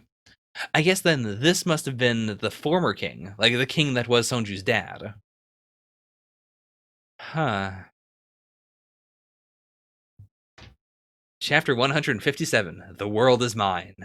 Powerful statements. Like, I've heard the world is mine used in, many situations. It's a famous English, not like quote or anything. I don't know if it is a quote. It's like, apart from like Scarface, but like I assume that was like borrowing from something else.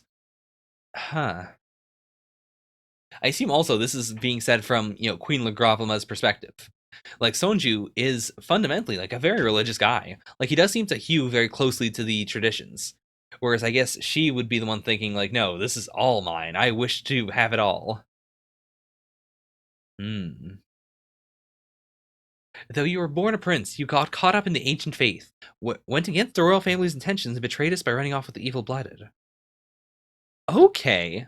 So that's not what I thought at all. Like, my assumption was actually that, like, the evil-blooded was the original royal family, and then Queen Legravlama, like, dethroned that, like, half of the family or something, and then they became the evil-blooded, quote-unquotes. But okay, no, so the ancient faith is actually way older than, the royal family. Like, it's separate. Hmm. It's interesting that he also calls them the evil-blooded. Like, it's not that the evil-blooded is a term that's, that only the detractors use, and he has the real term. Like, he's also using the exact same one.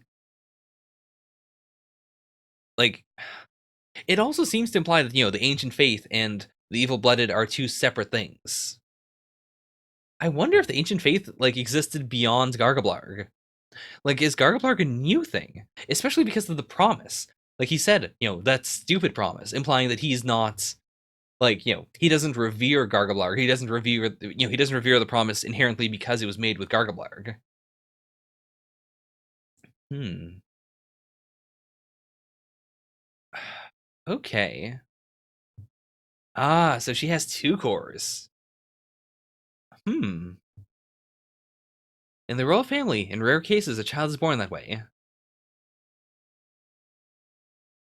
Of the children of the last king, only Legravlama has two cores.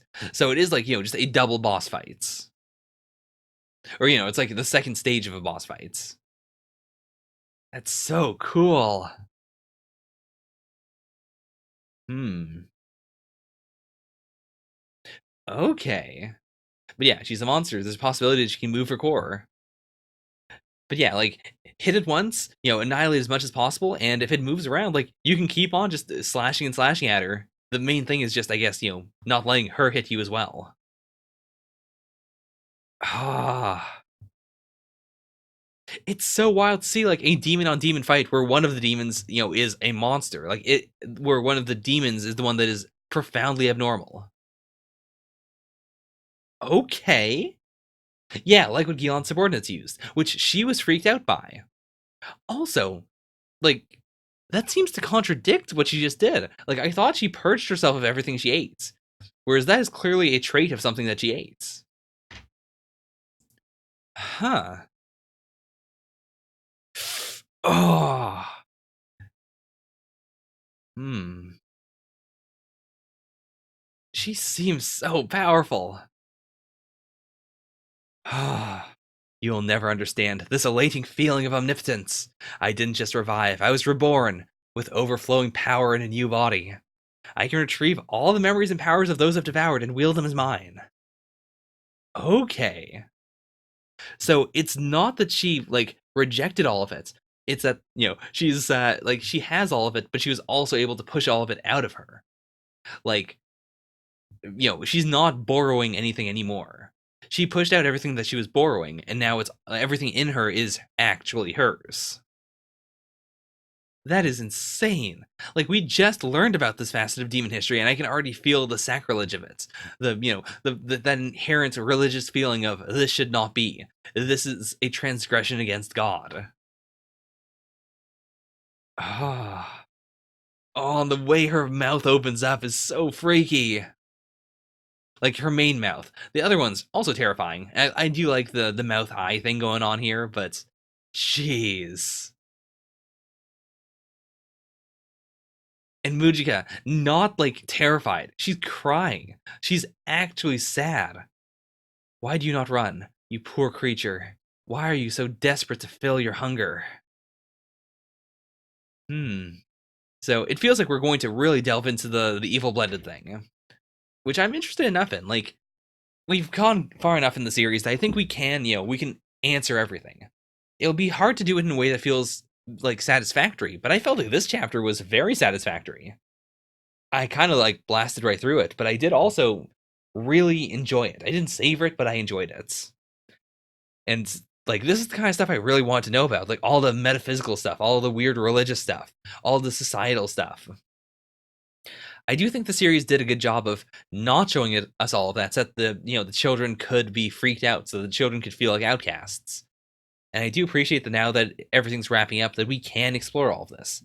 That by the end of the series, like, the demons won't be mysterious, because they don't have to be.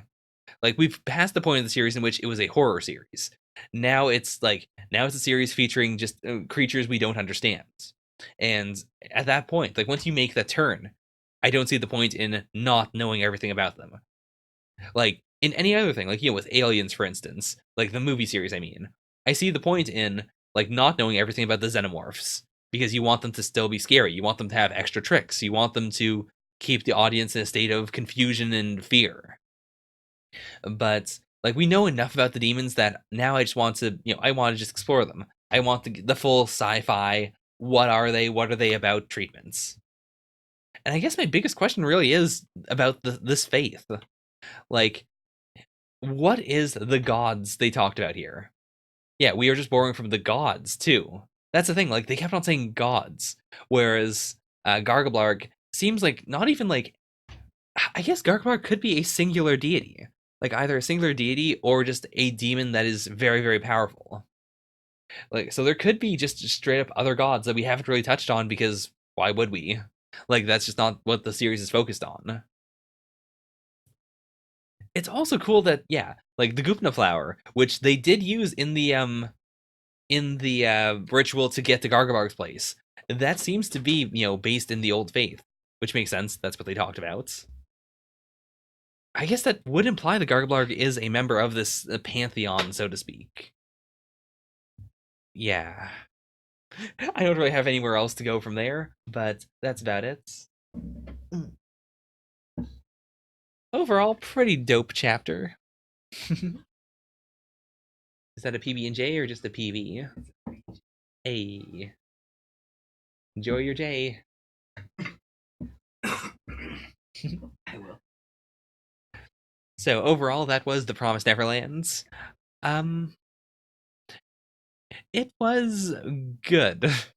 Like, I say that as if there was something bad about it, but there really wasn't. It just is that I'm used to like slowly moving through the Promised Neverland, whereas this was a very fast chapter.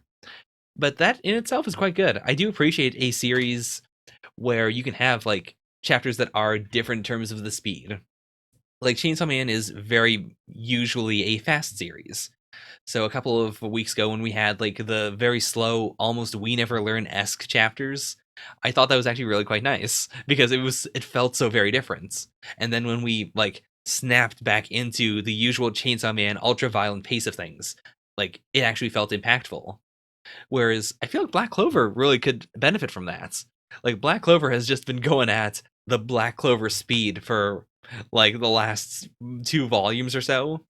Even though we had a part that was supposed to be like, the transition between arcs, it went by so fast. I thought you were going to say the last 200 chapters. But yeah, so good chapter of Promised Neverland. I'll put it right. I'll put it below Actosh and Chainsaw Man, actually. Like, it had the speed of the Chainsaw Man chapter, but it had more to chew through. It was more interesting. I was very, very into, the whole royal family thing, the whole, like, hints at this greater religion, and I hope we really follow up on it. All right, we've got one last thing. We've got My Hero Academia, chapter 249. Trying to make amends going forward. It might be too late, but I fall asleep every night thinking about what I can do for my family. And I can't, that does actually fit really well with, his efforts to be a cool dad for Todoroki. I mean, it's not what Todoroki wants, but he clearly is trying. Lately, it's been the same dream. The wife and kids looking happy at the dinner table, but I'm never there with them. And, that our mysterious man? The older brother that we have never really talked about. We've only, like, danced around him. The one who most people seem to think is Dabi. I've seen some other various theories. I'm kind of on the Dabi train. The one on the table there? Yeah. I've seen him before. Have we? Natsuo. Is that Natsuo? Yeah. What's this one then? That's yeah. Right, that is Natsuo. That's Fuyumi, and that's his mom. Oh, that's his mom. Okay. That would explain the wife and kids. That also means that in his dreams he doesn't think about the estranged son. I thought which makes sense. I see why you thought that. Yeah. Yeah. Okay. Number 249, the Hellish Todoroki family. I mean, it looks like we're transitioning over into more like, group training stuff. But if we're going to do like some family flashbacks, I'd be very into that. We eat and sleep in lockstep with the flaming sidekickers. Oh boy. Is that legally allowed? Horikoshi, what are you doing? Anyways. Oh boy, today's the day we surpass Endeavor. Okay. Yeah, they are really rough. But like in a good way. Like clearly they're working at it and she's noticing it. Like they're actually putting in the work. None of them are smooth and shiny. We've been at the current top hero agency in Japan for a week. In the world of pros, where the slightest slap or misstep can have huge ramifications, we're going all out to catch up to Endeavor. Alright. God, like, this really is the speed arc. Like, that has been the focus of the last few chapters. Just, like, not do it better than Endeavor, not, like, be more competent. Just, can you beat a baddie faster than Endeavor? God, it's so weird seeing him be this, like, not emotionally open, because he's not open to anyone, but just to see him being internally open, the fact that he's willing to to think this stuff over, that it does affect him this deeply, it's not a perspective of him I really expected to see that much of. Like, we've seen bits and pieces of it. We knew he regretted his former actions, but still it's like it's new enough that it feels weird. Oh boy. Oh boy, how is this dinner gonna go? I mean, I'm hoping for a lively, rousing dinner. Also, I guess this is going to be a family dinner with Endeavor there. I mean, hopefully. They could tell him to leave. They could say, leave, Boomer, but I hope not. Oh boy, the whole family wants to hear how you three are doing. They are really going all in with Deku, talking again. Remember when that was like a character trait of his? When he would, like, say a lot of things? Yeah, when he would say a lot of things. I know, the way you phrased it. They're really having Deku talking then. My stuff's probably too rich, so Endeavor probably didn't let you eat it. That is actually a pretty good blow back to the old days of Endeavor, like, really, really being strict with Todoroki to make him the ultimate fighting machine. I wonder if Endeavor used to... No, never mind. That's a bad idea. Nope, gotta say it now. I'm gonna make you. I hate this. This is my life now. I wonder if Endeavor used to check Todoroki's breast milk in order to ensure that it was the proper mix of hot and cold that would feed both sides of his quirk evenly. I mean, this is coming from the people who talked about did Endeavor skin his son to be able to make a suit out of him. It's very possible.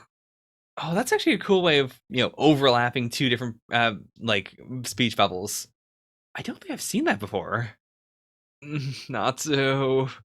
I mean, I can understand it, though. Like, clearly he's not comfortable with trying to play nice, happy family, and I can relate. Like, not in this situation, but I've definitely been in bigger situations where it's like, oh, this is awkward. I don't want to be here. My back hurts. I want to go home. Also, it is, like, I think it does show the difference between the way that Bakugo acts, or the way Bakugo talks, the way Bakugo acts. That he was acting like such a doofus for the last like half of the chapter. It seemed like he was going to immediately like run out without eating anything, but he's been quite like not amicable, but he's behaving himself. He's eating the food. He's making it work. He's not kicking his feet in the air and screaming, "No, I want tendies." I feel like that's the difference between fan interpretations of Bakugo and what Bakugo is actually like. Fan Bakugo would scream, "I want tendies," and then start punching Deku in the face.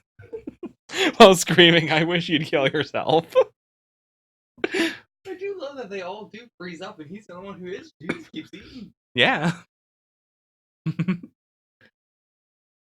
Oh, and I didn't even notice the very light squeeze of, don't make a scene, stay here. And then, he does Like, he tries to be there for a little bit, but it doesn't happen. It just doesn't happen. And I can't blame him for it. And there is the difference of, like, the speech bubble of Bakugo interrupting Midoriya versus the speech bubbles of just talking over each other. Yeah. Like, in the same page, or in the same 2 pages. Yeah, 2 pages. Yeah, it's a really good contrast.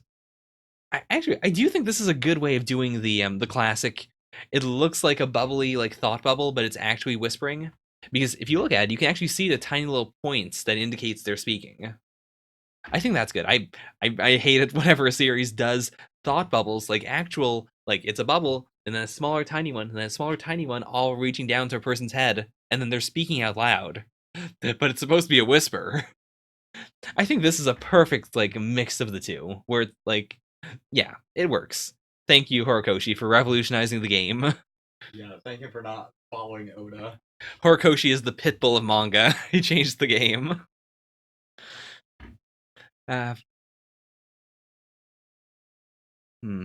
This burn, I think of it as something our old man gave me.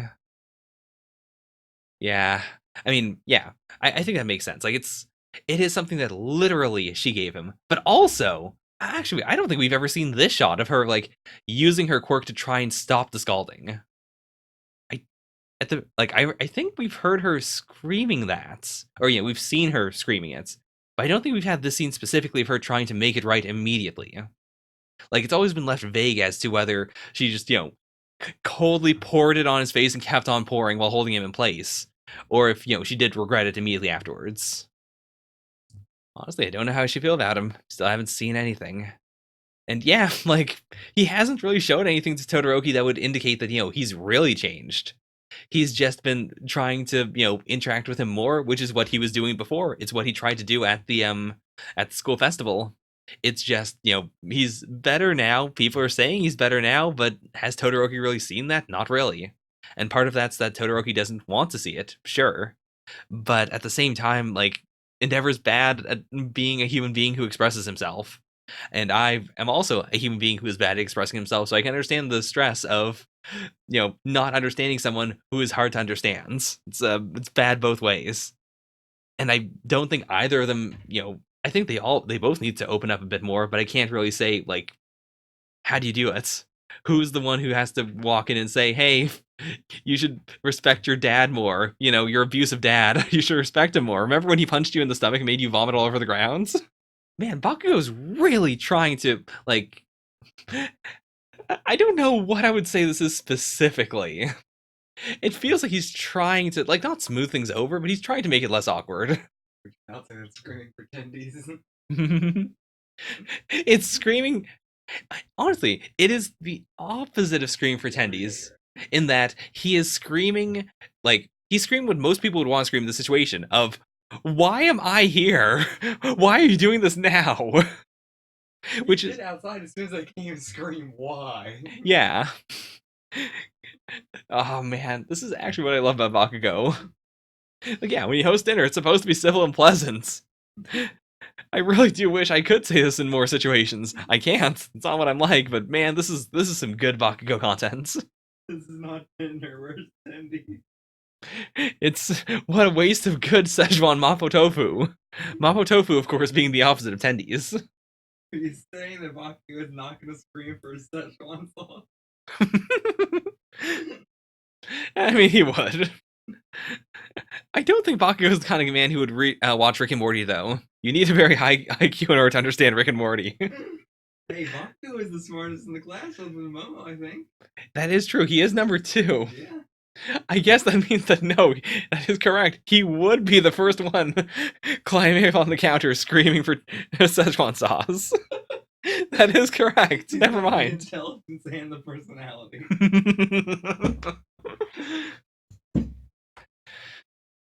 I wish you could be here too, Toya. So we do have it. The reveal of it's the name. It's the name and the face and the hair, most importantly. So pure white hair. I mean, that does put a crimp in the Dabi is the missing Todoroki theory. Just because the hair color. It's hard to burn hair and then burn the hair follicles so that when the hair comes out, it comes out black. So, it also puts a little, like, a tiny bit of credibility into the theory of Geten being the missing Todoroki, which is not a theory I've really liked, but, I mean, there is the possibility. It's also equally possible that Dabi just dyes his hair, though. I mean, it feels weird to think of Dabi dyeing his hair, but I could see him doing it. Like, especially if he's doing it, like, because he wants to hide his, like, connection to Endeavor. Or, you know, not hide it, but he wants to, like, distance himself. Like, he's doing it for himself. Not to, like, hide it from other people, but because he himself doesn't like looking at the hair. Though I guess dyeing his hair black would actually, like, reinforce the connection. It'd be more like he wants to distance himself from his mother if he dyes his hair, so never mind. That's actually a bad theory. Huh. Who else in the series is a possible Todoroki? Because right now, like, legitimately, this is really pushing me off of the Dabi is the missing Todoroki train. It's also not really Dabi's eyes. Though, I mean, you know, he went through a lot, so he could have changed. I don't know. It's really pushing me out of that theory space. So, I guess I might just have to explore the other wild theories. The only one that I've really, like, followed has been the Geten is the other Todoroki theory, which is, again, not my favorite because Geten does not make ice. He controls ice. He can levitate ice. He can use ice to make more ice. But none of that is, like, it's not Shoto's power. It doesn't seem to be his mom's power as far as we know. Even here, actually, what his mom is doing is she's, like, creating cold from herself while there's steaming water in the area, which is, like, yeah, like, she's not, like, pulling out an ice cube and then, like, pulling the ice from the ice cube to make more ice. So that's so unrelated to Geten's power. So, I really do not know. I mean, it could also be a Giorno Giovanna situation in which, like, he had ice powers at first, and then when his fireside awoke, his hair color changed.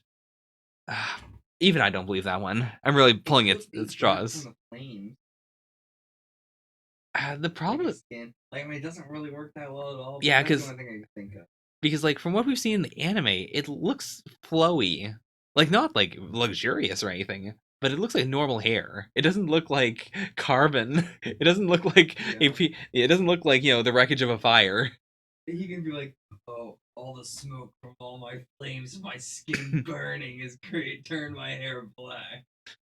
That I could see a pretty cool reveal where he just shakes his hair and, like, dandruff falling out of it, all the ash falls out of it, and it's pure white. I mean, Shigaraki's hair did change color just through, like, true. Like, going Super Saiyan. Like, I was gonna say through stress, but it's like the opposite of stress. Yeah, it's through liberation. He unstressed. Yeah, and I mean, the rest of the siblings have shown that, yes, like, it is, like, the mix of Endeavor's quirk to their mom's quirk is indicative to their hairstyles. Like, the red really does represent Endeavor, the white really does represent their mom. So they could have done the full flip. Like, they really could go anywhere. At the very least, I've gone from 100% I totally believe Dabi is Endeavor's kid to I don't know. It's still my favorite theory / it's the theory that I think has the most, like, weight behind it just because of all the stuff. But I could see it not being the case as well. And it's not like the series itself has built it up to the point where, like, it would be weird if it wasn't. Like, that's been mostly fan stuff. And just, you know, like, things like Dabi's eye color and whatnot, which could be a coincidence. Anyways, that's my hero. I really, really love this chapter. It was a good, like, in the subgenre of, like, awkward dinner scenes in series, it's probably one of my favorites. Like, especially because we didn't linger on it for too much. Like, we had the awkward moment, but we didn't have to sit there for, like, multiple conversations worth of awkwardness. We got the stressful moments. We got the stress. We understood it. We got out. We had Bakugo there, who is honestly really great. I would have been kind of upset if Midoriya had stepped in and said, like, no, don't be mad at your dad because I am here. I think that having Bakugo be the one who tried to break the tension, and then from there, Deku was able to swoop in and like give that big heart to hearts. I think that worked really well. Like they were able to double team Todoroki. They work really well as a combo. In a way where like, much unlike series like Naruto, where you've got the meme of Naruto is Jesus. Naruto can flip anyone with one talk. I think that My Hero tends to stray away from that. Deku tends to not flip people. He kind of just is very strong and he makes good points, but a lot of time, like when someone does have their thinking changed, it's usually because of other influences, like their friends talking to them, or them going out afterwards and not having been instantly flipped, and then they come to a conclusion on their own, aided by what Deku said, or they don't flip at all. I really appreciate that about the series. Anyways, we're getting kind of far off from the topic of just, the chapter itself. Good chapter. Really liked it.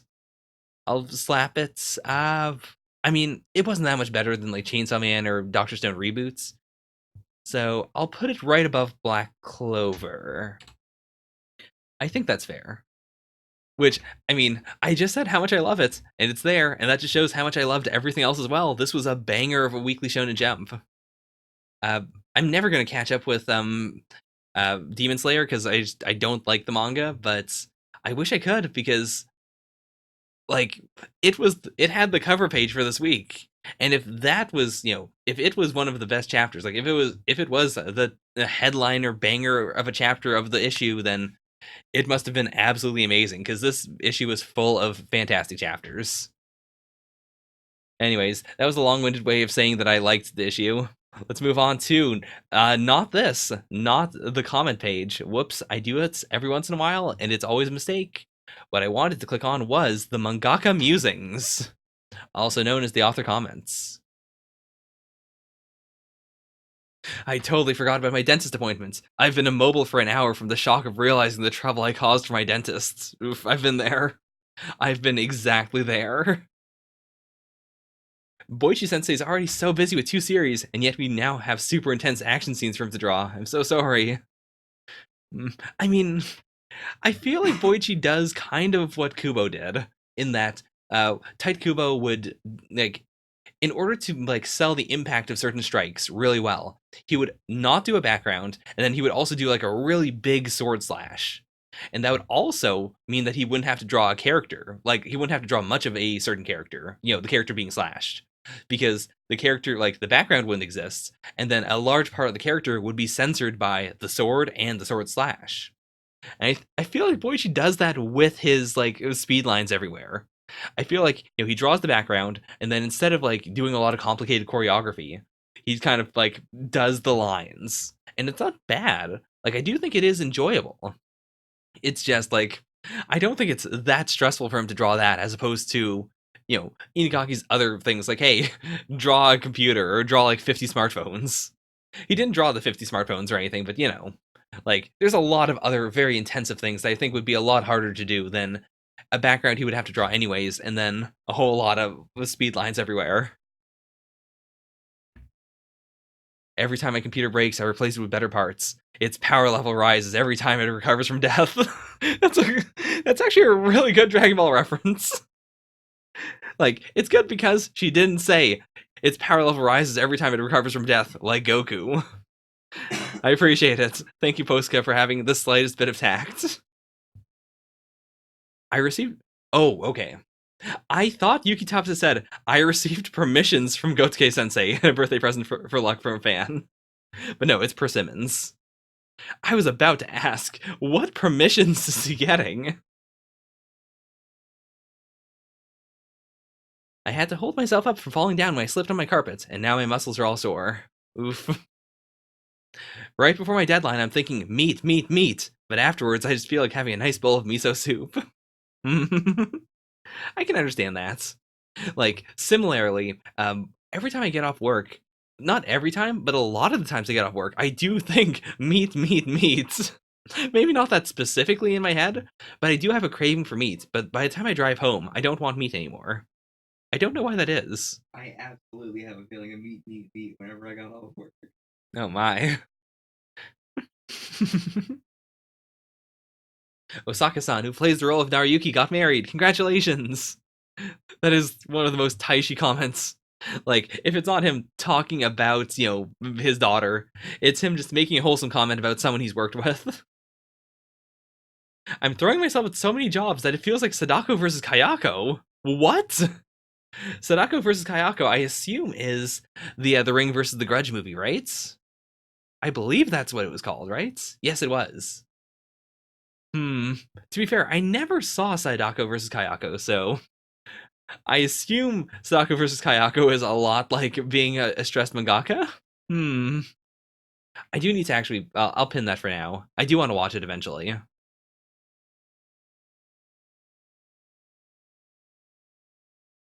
Can't wait to see the movie Explosive Baby Buggy. Too bad this movie is just a figment of my imagination. I wanted to see it. It's such a good title. The Play Naruto Akatsuki no Shirabi has opened. Please check it out. Ooh, what is that actually? I assume that's gotta be set in part 1 then, right? Life Spectral Naruto, Song of the Akatsuki. I mean, based just on the outfits, yeah, definitely, yeah, it has to be part 1, right? No, that's part 2 Naruto, never mind, what am I saying? Oh, is this just the,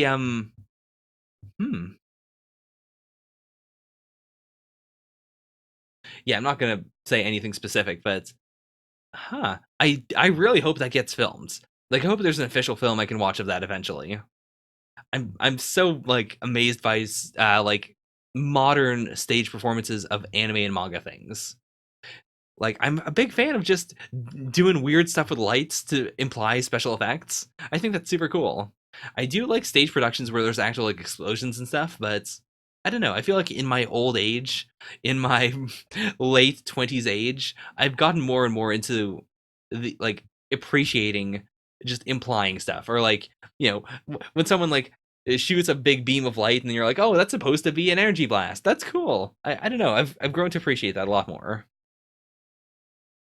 I love it when you can dive deeply into the character's thoughts. I get joy out of imagining and drawing scenes like that. Yeah. Also, I did not realize that Boichi had a separate author comment just for Byakuya. I guess that means that he's gonna double up sometime. Either that, or Inagaki's just going to permanently take over Dr. Stone while Reboot's running. No way. Boichi can't keep to himself that much. I would really love it if Boichi does, like, has one where it's like the start of a joke, and then the second one is just the answer to the joke.